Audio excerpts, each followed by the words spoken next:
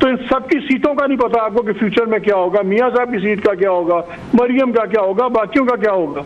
उनको फिक्र ये है कि सुप्रीम कोर्ट ने अगर ट्रिब्यूनल वाला फैसला इम्पोज कर दिया और इलेक्शन कमीशन जो भी रेजिस्ट कर रहा है, और अगर उसको उन्होंने इलेक्शन कमीशन को भी रगड़ दिया, तो फिर क्या होगा? पूरी पावर स्ट्रक्चर चेंज हो जाती है रऊफ। इस वक्त पूरा पावर स्ट्रक्चर को जो थ्रेट है वो इमरान खान से नहीं है, वो किसी और से नहीं है, वो उनको इन 9 ट्रिब्यूनल से है।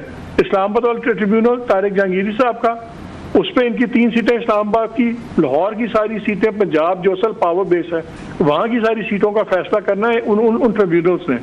ये जो है ना 9 लोग, ये इस तक नजर आ रहे हैं गवर्नमेंट को, इसलिए सारा प्रेशर चल रहा है। हुकूमत अभी से सर ये क्यों तय कर लिया है, आपके पॉइंट में बड़ा वजन है कि ये क्यों तय कर लिया गया है पहले से कि ये 9 जजेस जो आएंगे ट्रिब्यूनल को हेड करेंगे तो ये हमारे खिलाफ ही फैसले देंगे, प्रोसीडिंग होंगी, वहाँ पे चीज़ें पेश की जाएंगी, सबूत अदरवाइज फार्म पेश होंगे, so it will take time. तो आप जाएँ अपना डिफेंड करें, हुकूमत करे, ये जितने MNAs वगैरह हैं करे, मतलब पैनिक मोड में क्यों है फिर हुकूमत को? इनको क्या जजेस, अभी से इन्होंने कहा कि जजेस का फैसलों का इनको पता है, डिसीजन हो गया है कि वो खान साहब की पार्टी के हक में सारे फैसले करेंगे, जितने भी आएंगे सबको उड़ा के रख देंगे और उनकी पार्टी के MNA वापस आ जाएंगे। ये क्यों हुकूमत सोच के बैठी हुई है सर? एक तो जो आप ये साउथ पंजाब वाली अपनी मासूमियत दिखाते हैं ना, मेरा दिल एकदम नरम पड़ जाता है, मुझे आंसू आ जाते हैं मेरी आंखों में। इतने आप मासूम हैं। आप भी देखे कि तक फिजा क्या चली हुई। सनम जावेद का केस कितना हाई प्रोफाइल केस था, सेलिब्रेटेड केस था ना, रोजाना इससे बातें होती थी। यार ड्यूटी जज ने बरी कर दिया। ड्यूटी जज के पास तो अगर तारीख डालता तो एक्सेप्टेड नॉर्म है कि ड्यूटी जज तारीख डाल देते हैं, हाँ जी जो केस है वो है। जब ड्यूटी जज आपके फैसले करने शुरू हो जाए आपके खिलाफ, जब ATC के 3 जजेस पूरी शिकायतें करनी शुरू हो जाएं, जब हाई कोर्ट्स आपके खिलाफ खड़ी हो जाएं, उस वक्त फिर आप कहते हैं कि इन जजों से क्यों डर रहे हैं?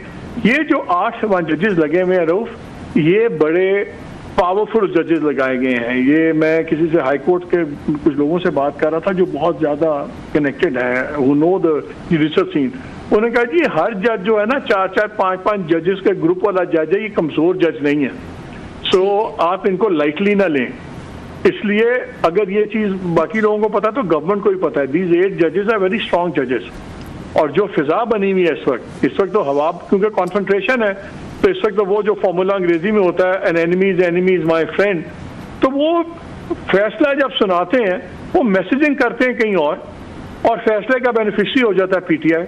इसलिए मैंने कहा है कि अगर ये निज़ाम चल रहा है, अगर पॉइंट ऑफ नो रिटर्न से वापस आना है, फौज को जुडिशरी से अपना कॉन्फ्लिक्ट खत्म करना होगा।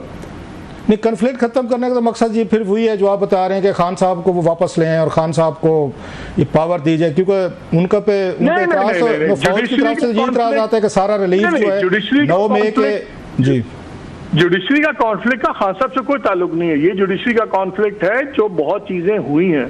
जब घरों में कैमरे लगेंगे, दूसरी चीजें होंगी तो रिएक्शन और आएगा।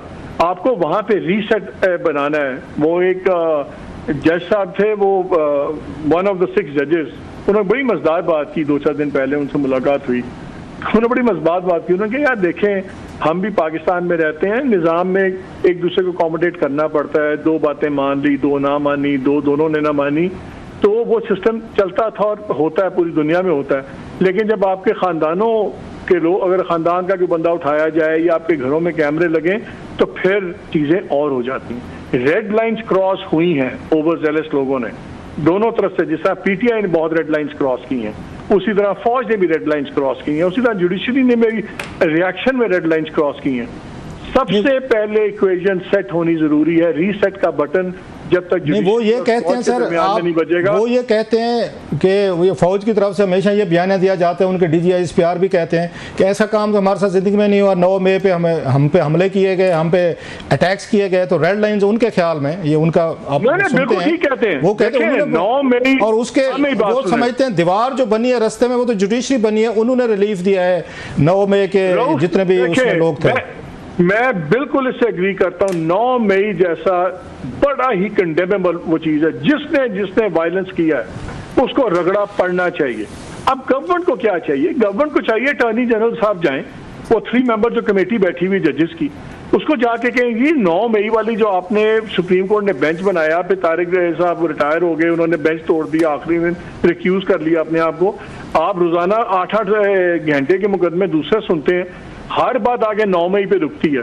सुप्रीम कोर्ट बैठे उस केस का फैसला करे। आपने जिधर भी फैसला करना है, आप कहते हैं कि मिलिट्री कोर्ट सुनेंगी या नहीं सुनेंगी, ताकि जिसने भी उसके अगेंस्ट अपील करनी है करे। ये मामला सबसे इंपॉर्टेंट मामला है जो सुप्रीम कोर्ट की वजह से लटका हुआ है। ठीक है, ये बिल्कुल मैं इस बात पे मैं कहता हूं कि इसमें कोर्ट इज रिस्पॉन्सिबल। ये सबसे इंपॉर्टेंट मामला है, इस केस को फैसला करें। बेंच पहले बनता है तो फिर वो 6-6 महीने नहीं मिल रहा, फिर टूट जाता है, फिर उसके बाद किसी को नहीं पता।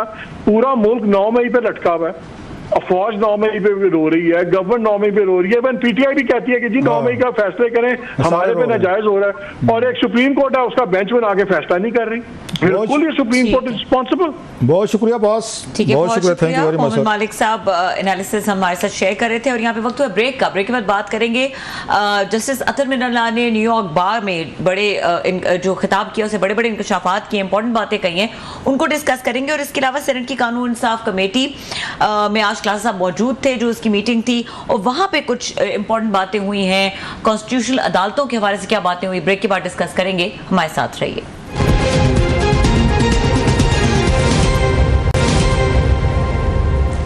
Welcome back. क्लास साहब, जस्टिस अतर मिनल्ला ने न्यूयॉर्क बार में खिताब किया है और उन्होंने जो अपनी सुप्रीम कोर्ट है उसकी माजी के फैसलों को चार्जशीट कर दिया।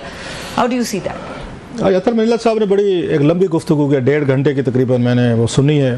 तो बल्कि हमारी वो साथ वो इंटर्नी है महर खान, तो उनको भी मैंने जिम्मे लगाया कि आप मुझे पॉइंट्स बना के दें। महर ने भी बड़े अच्छे पॉइंट्स बनाए थे, खुद भी मैंने सुनी है, बल्कि जिम में था तो जिम में मैं वहाँ पे खड़े खड़े इसको सुनता रहा हूँ मैं सारा।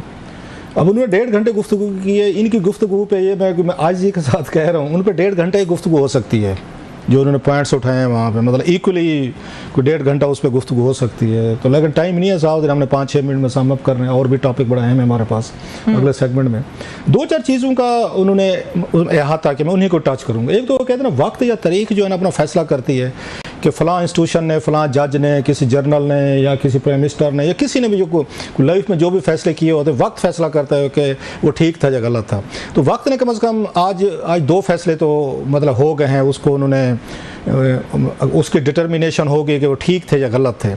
और ये करने वाले आप और मैं नहीं है। इस वक्त साबिक जो chief justice Islamabad high court के थे या अभी सुप्रीम कोर्ट के जज हैं, वेरी प्रोमिनेंट, वेरी कॉम्पिटेंट, अतर मिनल्ला साहब ने किए हैं। और जजमेंट भी उन्होंने उनके बारे में दिए जो उनके पुराने वो थे, वो जिनके तर्जमान थे इफ्तिखार चौधरी साहब चीफ जस्टिस के, उनके मूवमेंट ड्राइव की, he was very close to him. So उनकी जजमेंट देना, ये स्पोक्स पर्सन थे, वो तर्जमान जैसे मैंने कहा, तो उनका जजमेंट देना against his former chief justice, so it means कि हिस्ट्री ने वो फैसला दे दिया है यहाँ तक। वो क्या फैसले थे? 2 थे। एक उन्होंने कहा जनाब के इफ्तिखार चौधरी साहब के दौर में कि इन्होंने उस वक्त के प्राइम मिनिस्टर यूसुफ गिलानी साहब को वो डिसमिस किया था। सो ये उन्हें नहीं करना चाहिए था, पॉलिटिकल प्राइम मिनिस्टर को डिसमिसल नहीं करनी चाहिए सुप्रीम कोर्ट ने, स्पेशली जब माजी में आप एक वहाँ प्राइम मिनिस्टर को फांसी दे चुके हैं, भुट्टो साहब को, और नवाज शरीफ साहब को भी आप एक दहशतगर्द करार दे के उनको 12-14 साल की सजा दे चुके थे। तो तीसरा वज़ीर आज़म भी आपने वो कर लिया, ये हड़प कर लिया। और उसके बाद फिर चौथा भी हुआ, नवाज शरीफ साहब फिर गए वो जेल में, वहाँ उसकी नहीं, उन्होंने 12 अक्टूबर की बात की। अब मैं it may have skipped from his mind, मेरा ख्याल है जहन में नहीं रहेगा अदरवाइज, क्योंकि एक और मैं केस में आ रहा हूँ जिसको उन्होंने हवाला दिया है, सो वो उस पर भी बात करना चाह रहा हूँ, जहन में नहीं आएगा। सो उन्होंने ये फैसला दे दिए हैं कि, और दूसरा हुसैन हक्कानी साहब के खिलाफ मेमो गेट था जिसमें गद्दार डिक्लेयर किया गया था हुसैन हक्कानी साहब को, उस पर भी उन्होंने जजमेंट अपनी दे दी है एक तरह से कि जनाब ये भी गलत था। ये अदालतों का काम नहीं है कि वो जाकर किसी भी सिटीजन को, शहरी को इस तरह के इश्यूज में आप उनको गद्दारी उसमें डिक्लेयर करें। और शायद इसलिए उन्होंने जिक्र नहीं किया कि इसमें एप्लीकेंट पता है कौन थे, कौन भूल जाती है, ये नवाज शरीफ साहब और शहबाज शरीफ साहब काले कोट पहनकर वहां चीफ जस्टिस साहब की अदालत में गए थे और इन्होंने कमीशन बनवाया था against prime minister Gilani and president Asif Ali Zardari and ये